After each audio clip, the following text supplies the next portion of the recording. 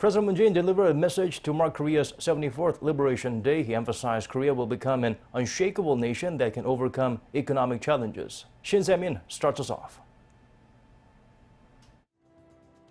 Building an unshakable nation. That was the theme of President Moon's message to mark August 15th, the nation's Liberation Day, celebrating the end of Japan's colonial rule in 1945. 저는 오늘 어떤 위기에도 의연하게 대처해온 국민들을 떠올리며 우리가 만들고 싶은 나라, 아무도 흔들 수 없는 나라를 다시 다짐합니다. Speaking during a national ceremony held at the Independence Hall of Korea in Cheonan, Chungcheongnam-do Province, President Moon Jae-in said the nation should become a responsible economic powerhouse and cooperate with Japan on an equal footing.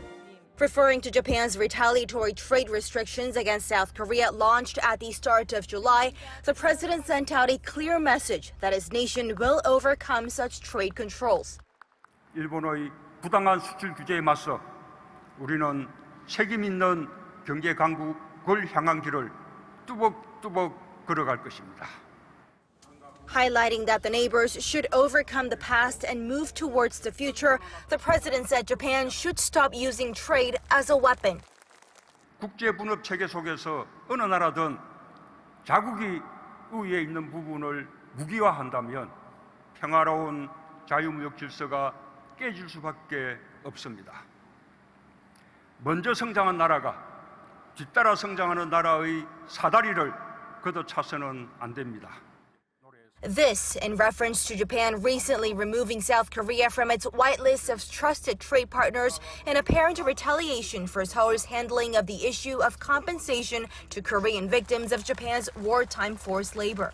But President Moon gladly left the door open for possible dialogue between Seoul and Tokyo, should Japan choose the path of cooperation. This follows the administration's two-track approach in resolving historical issues separately while pursuing a future-oriented relationship. And the president said he hopes Japan can play a leading role in building peace and prosperity in the region. Speaking on the upcoming Tokyo Olympics slated for next year, President Moon said it will continue an unprecedented series of Olympics being held in East Asia, with Tokyo 2020 coming in between 2018 Pyeongchang Winter Olympics and the Beijing Winter Olympics in 2022. And the president called it a golden opportunity to solidifying the framework of friendship and cooperation and to move on to the path toward common prosperity. Shin Se-min, Arirang News.